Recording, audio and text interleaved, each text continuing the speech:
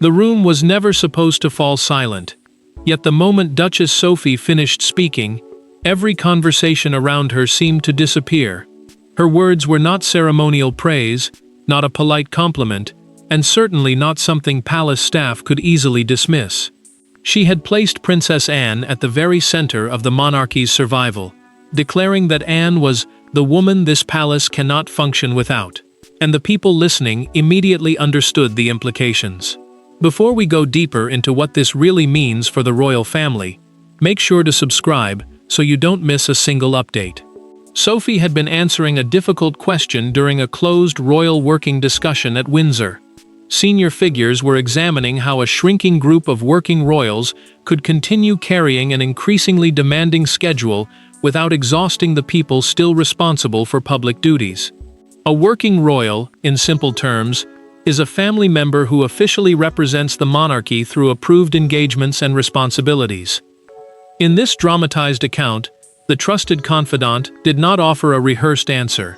She said plainly that Anne was the woman the palace could not function without, then folded her hands while Charles's private secretary stopped writing for several seconds. Charles heard about the remark shortly afterward, and the king understood the danger hidden inside the praise. He remained outwardly composed, but he paused before responding. Sophie's words celebrated his younger sister, yet they also exposed something uncomfortable about his reign. Too much depended on one person who rarely complained, rarely demanded recognition, and almost never allowed exhaustion to become public.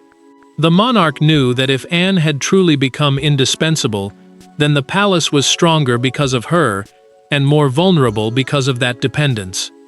Anne reacted differently when the quote reached her. The princess pushed aside the material she had been reviewing, gave a restrained shake of the head, and said she had never asked to become indispensable. Her discomfort was immediate because she had always treated duty as obligation rather than performance. Yet the response only deepened the mystery. If she did not see herself as essential, why had Sophie chosen language so absolute? Several senior aides began asking the same question. One courtier, recalling the discussion in a fictional documented account, noted that Sophie had chosen her words with unusual care before speaking. She had not called Anne merely hardworking or reliable. She had said the palace could not function without her. That distinction suggested the trusted confidant had witnessed moments when the princess quietly prevented serious problems from becoming visible. And once the palace began asking why Sophie had chosen that exact language, attention shifted toward the two women at the heart of the statement, and the very different burdens each had been carrying. Sophie's statement sounded dramatic because the public rarely sees the machinery behind monarchy. Inside the family, however, Anne's importance had been visible for years. She was the person who arrived when schedules collapsed, stepped forward when another royal could not attend, and absorbed responsibilities without demanding attention. Sophie had watched it happen repeatedly. What made her words powerful was not admiration alone. It was the exhaustion she had quietly seen accumulating behind Anne's discipline. Princess Anne had built a reputation around relentless duty. She arrived early, accepted packed engagements, avoided unnecessary fuss, and treated complaints almost like wasted time. In royal life, an engagement is an official public duty carried out on behalf of the monarchy, often involving charities, communities, ceremonies, or state responsibilities. That routine mattered, because when schedules became crowded, the princess often became the person staff trusted to absorb the pressure. Sophie, however, had grown close enough to recognize the difference between public toughness and private fatigue. Sophie remembered one late return particularly clearly. Anne came back from a demanding day, removed her gloves, sat down, and stared at another evening schedule without speaking. The trusted confidant poured tea and watched her reach immediately for the next briefing. Before the princess could open it, Sophie gently pulled the folder away. For a moment, Anne looked irritated rather than grateful. She did not like being protected. When Sophie told her she was doing too much, the answer came sharply: somebody had to keep things moving. That response stayed with Sophie because she had seen what keeping things moving actually meant.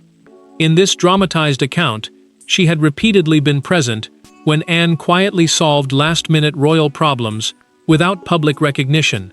The princess rearranged appearances when plans failed, calmed frustrated staff when expectations collided, and stepped into gaps before an absence could become embarrassing. Sophie saw the pattern. Anne was not simply completing her own duties anymore. She was becoming the person others relied upon when the system itself began to strain. Their bond changed because of those moments. Sophie stopped seeing Anne only through family hierarchy, and the princess began trusting her enough to reveal brief flashes of vulnerability that almost nobody else witnessed. The trusted confidant saw fatigue, frustration, and the occasional silence that said far more than any complaint could have. Yet one incident changed her concern into something stronger. Months earlier, Sophie had witnessed a moment when Anne's intervention did more than rescue a difficult schedule. It prevented a serious palace failure from becoming public. That small gesture of concern mattered, because Sophie already knew the moment when duty had stopped looking admirable and started looking unsustainable. There was one evening Sophie never forgot. A royal reception was hours away. A senior family member had suddenly withdrawn. Transport arrangements were failing, and two important guests were threatening to leave before the event even began. Staff were moving quickly, but without clear direction. Then Anne walked into the coordination room, removed her coat, looked at the board covered in crossed-out timings, and took control. What happened next permanently changed the way Sophie saw her. Charles was already dealing with pressure elsewhere when the fictional Windsor Commonwealth reception began to unravel. The event had been designed to bring together senior royal representatives and international guests connected to Commonwealth organizations, meaning any obvious confusion could easily become a public embarrassment. A late withdrawal forced seating changes, the planned speech sequence collapsed, and contradictory instructions began arriving from separate offices. Sophie watched junior aides grow more anxious by the minute, because nobody seemed certain whose version of the schedule was final. The king wanted answers, but he could not personally solve every moving part. Anne arrived carrying exhaustion from earlier engagements, and Sophie noticed it immediately. The princess had already completed a demanding day, yet she walked straight into another crisis, as though fatigue were something she could simply postpone. The trusted confidant quietly told her she should not be the person fixing this one. Anne barely reacted.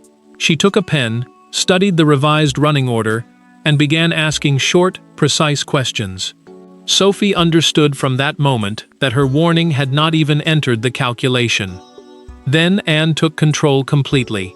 She redrew the sequence, personally called two offices to end the conflicting instructions, assigned Sophie a revised greeting role, and told staff exactly when each part of the reception would begin. In this dramatized account, the running order was the detailed timetable controlling who appeared, spoke, and moved at each stage of the event. Anne simplified it until every aide understood the plan. Sophie followed her direction, and within minutes, the confusion that had threatened the evening started to disappear.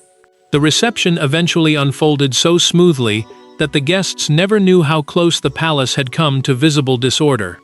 Charles received reports that the event had recovered, while Anne received almost no public credit because virtually nobody outside the coordination team knew what she had done. Sophie did know. She watched the princess leave alone afterward and felt admiration turn into concern. Sophie found Anne beside a service staircase, rubbing one wrist from fatigue. "You cannot keep doing this," she told her.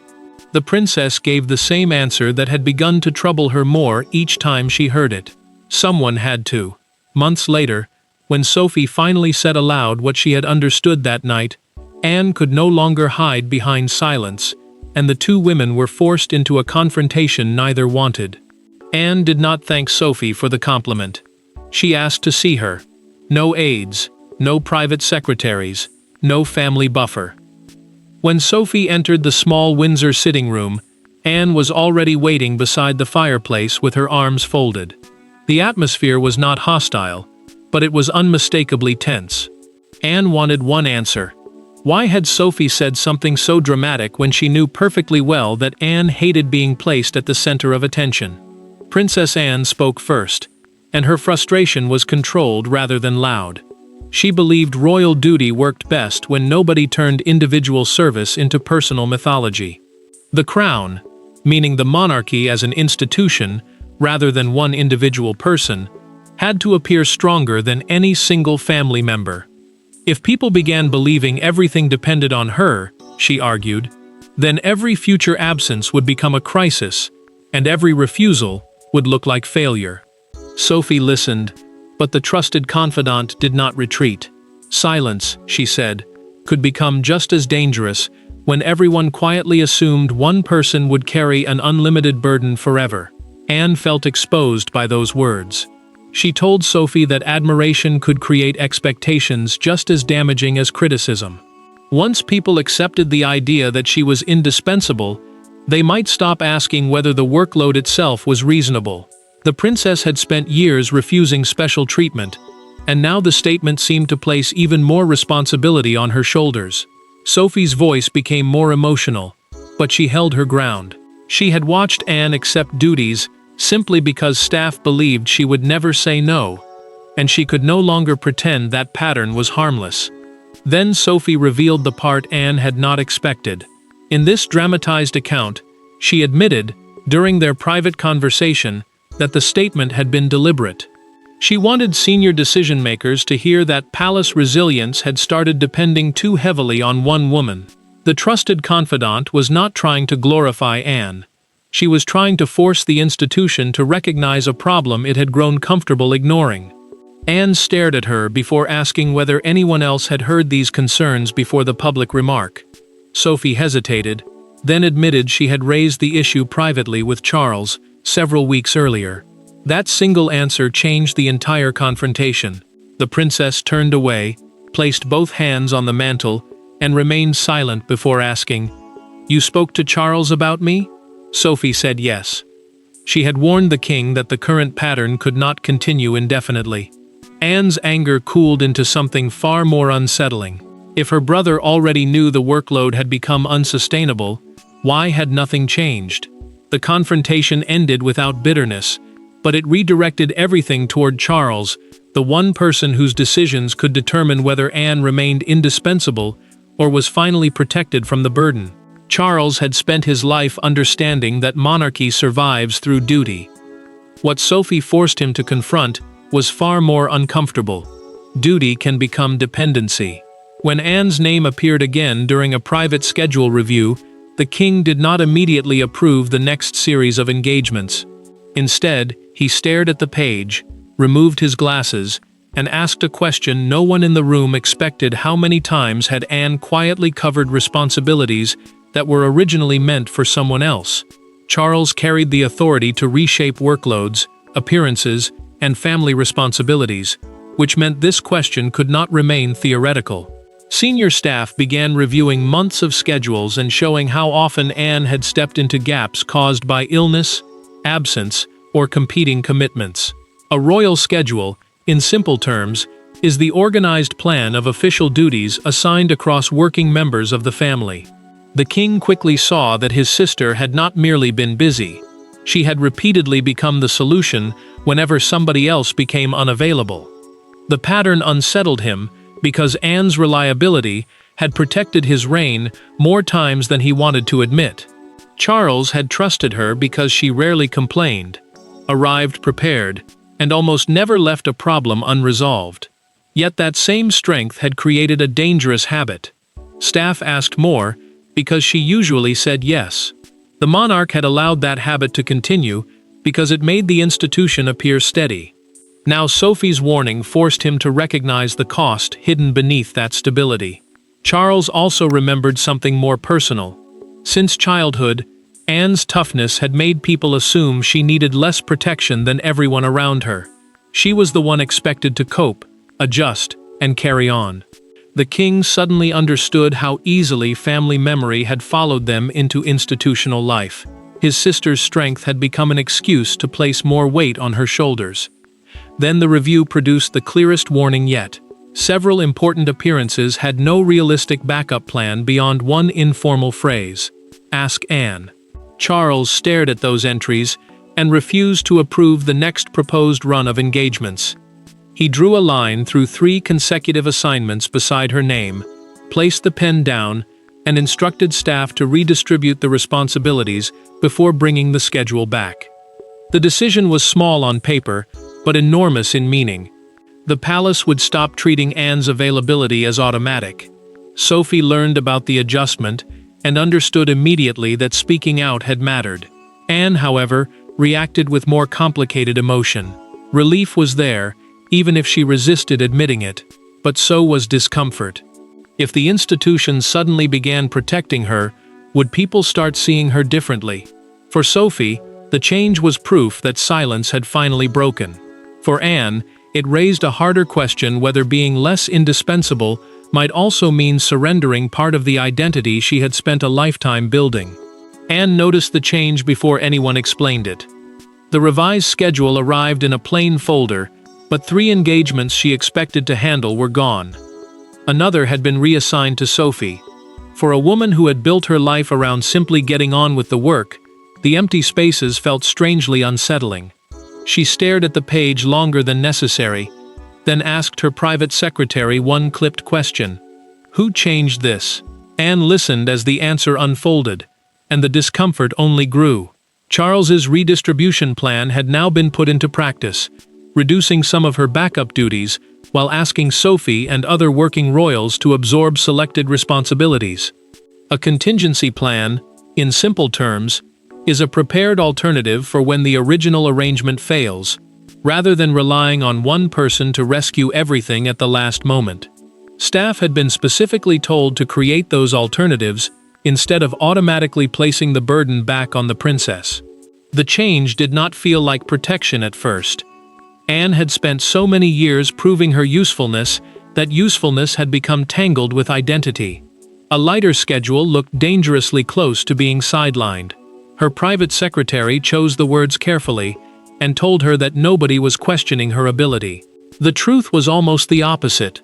Her capability had been relied upon so heavily that the palace had stopped noticing how often it was being used as an emergency solution. Anne remained quiet, but the explanation clearly landed somewhere deeper than she wanted to show. Then Sophie's name appeared again. Anne learned that the trusted confidant had personally volunteered for 2 of the commitments removed from her schedule. Sophie had not simply made a dramatic statement and waited for somebody else to carry the consequences. She had stepped forward herself. That discovery changed the emotional weight of everything that had happened between them. Anne found the final message inside one of the briefing folders. A short handwritten note from Sophie read, "You have carried enough things simply because you could." The princess read the sentence once, then again. She closed the folder and, for half a second, allowed the smallest smile before her expression became serious again. The words struck because they named something she had spent years refusing to admit. Strength had become a reason for people to keep adding weight. Anne did not answer immediately. She finished the rest of the day as she always did, without fuss and without turning emotion into spectacle. But later that evening, she asked Sophie to meet her privately again. The first conversation had been about anger, exposure, and unwanted attention. This one would be different. For perhaps the first time, Anne was ready to admit what constant duty had actually cost her, and Sophie was about to hear something almost nobody in the family had heard before. There were no aides in the room when Anne finally said it. No cameras, no advisors, no carefully rehearsed royal language. Sophie sat opposite her with 2 untouched cups of tea between them. Anne looked toward the window for several seconds before admitting that she had sometimes wondered what would happen if, just once, she said she could not take on another engagement. The confession was small, almost casual. But coming from Anne, it was seismic. Princess Anne had always found responsibility easier than emotion. Work gave her a problem she could solve, a timetable she could follow, and a clear reason to keep moving. Admitting exhaustion felt different because it required surrendering control. Sophie understood that better than most. the trusted confidant explained that her statement had never been intended to turn Anne into a symbol. She had wanted the institution to notice the human being beneath the reliability, because praise meant very little if it simply became another reason to demand more. Anne admitted that she had resented Sophie at first. The comment had made her feel watched in a way she hated, as though every tired moment might now be examined for weakness. Sophie apologized for the discomfort, but refused to apologize for speaking. Silence, she said, had started to feel like complicity. If she continued watching Anne absorb every crisis without saying anything, then she was helping the system pretend the burden was normal. Then, Anne revealed something Sophie had never known. In this dramatized private conversation, the princess admitted she had considered asking for fewer emergency replacements several times. She had stopped herself because she feared the pressure would simply move elsewhere, particularly toward Charles, at a moment when his reign already carried enormous demands. The king was her brother, and Anne had convinced herself that protecting him meant carrying more without complaint. Sophie answered with the one fact that finally loosened that guilt. Charles had already begun changing the system. The monarch had instructed staff to build real backup plans and redistribute work, meaning Anne no longer had to be the person who initiated her own reduction. For once, the institution was taking responsibility before she was forced to ask. Anne finally lifted her tea and allowed herself a faint smile. "You caused a great deal of trouble," she said.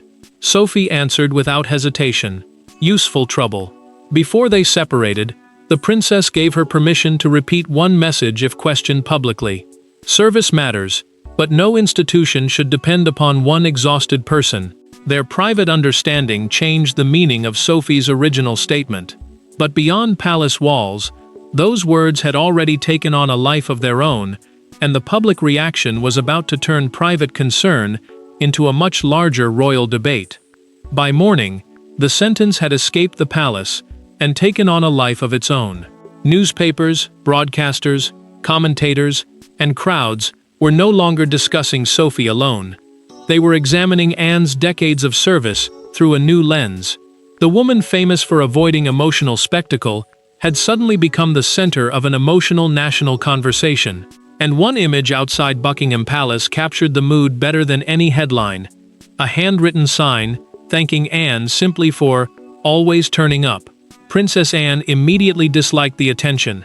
She instructed staff not to encourage sentimental coverage and made it clear that duty did not need to become personality worship. The reaction mattered because commentators were now focusing on the unseen labor behind royal continuity. Punctuality, heavy schedules, last-minute substitutions, and the willingness to appear when plans changed unexpectedly. Sophie watched the coverage with mixed feelings. The trusted confidant had wanted the palace to confront an unsustainable workload, not turn Anne into a heroic symbol that might create even more pressure. Charles felt the same contradiction. The king watched broadcasters praise his sister's discipline and reliability, and pride was impossible to hide completely. Yet discomfort sat beneath it. Every compliment also exposed how heavily the family had relied upon her. When one broadcaster displayed a fictional graphic showing recent royal workload substitutions, Anne's name appeared again and again, beside engagements originally intended for someone else. The monarch understood exactly what the public was seeing: stability that had often depended on one person quietly stepping into the breach. Then the story gained its defining public image. A small crowd gathered near the gates of Buckingham Palace, where one handwritten placard read, "Anne, thank you for always turning up." Footage of the sign spread quickly. The message was simple, but it struck at the heart of Sophie's original statement. People were not thanking Anne for glamour or ceremony. They were thanking her for consistency. The princess, predictably, wanted none of the fuss. Charles watched the footage and lowered the television volume. "She will hate every second of this," he quietly told an aide. He knew Anne well enough to understand that public affection could make her more uncomfortable than criticism. Sophie knew it too, but she also recognized that something important had shifted. The conversation was no longer about whether Anne worked hard. It was about whether the institution had been fair to someone whose reliability had become almost invisible through repetition. The applause would eventually fade, the signs would disappear, the headlines would move on. Yet beneath all of it remained the only question that truly mattered. Would Sophie's words become another passing royal headline, or would the family finally change how it valued duty after the attention was gone? Sophie's statement began as a shock because it sounded almost too strong. One woman, she said, had become essential to the functioning of the palace. But by the time the noise faded, the deeper truth had become impossible to ignore. Anne's importance was never simply about the number of engagements she completed. It was about the confidence others placed in her, the crises she quietly absorbed, and the sacrifices everyone had stopped noticing because she made them look effortless. Charles responded by making the changes permanent. The king formalized the redistribution of several backup responsibilities and made clear that Anne would remain central without being treated as the automatic answer whenever another plan failed. In practical terms, backup responsibilities are the duties reassigned when the original person becomes unavailable. And that distinction mattered because too many of those burdens had been falling in the same direction. Sophie accepted a larger share of carefully selected work, proving that her praise had never been empty. The trusted confidant had spoken because she wanted the system to change, and now she was helping carry that change herself. Anne did not suddenly become sentimental. She did not dramatically step away, and she certainly did not stop treating duty with the discipline that had defined her for decades. What changed was quieter. The princess accepted that allowing someone else to carry responsibility was not the same as abandoning it. That realization strengthened her relationship with Sophie, because their confrontation had forced both women into an honest conversation they might otherwise have avoided for years. The tension between them had produced something neither expected: trust with fewer assumptions. Sophie's words also exposed a larger truth about monarchy. Institutions often look stable because dependable people absorb instability before anyone else ever sees it. Anne had done exactly that. Charles recognized that protecting such people was itself part of protecting the crown. Duty could not survive indefinitely if the people performing it were treated as inexhaustible. The monarch understood that loyalty demanded something in return. Weeks later, Anne received another briefing folder that previously would almost certainly have landed on her desk. This time, she handed it to Sophie instead of taking it herself. The trusted confidant raised an eyebrow. "Apparently, I'm learning," the princess replied. They shared a brief smile before moving toward separate engagements. And that became the real verdict. Sophie's statement did not diminish Charles, William, or anyone else. Its power came from finally naming Anne's extraordinary contribution while rejecting the dangerous idea that indispensable means invincible. The palace did not become weaker by admitting how much she had carried. It became stronger by understanding that loyalty must be returned with care.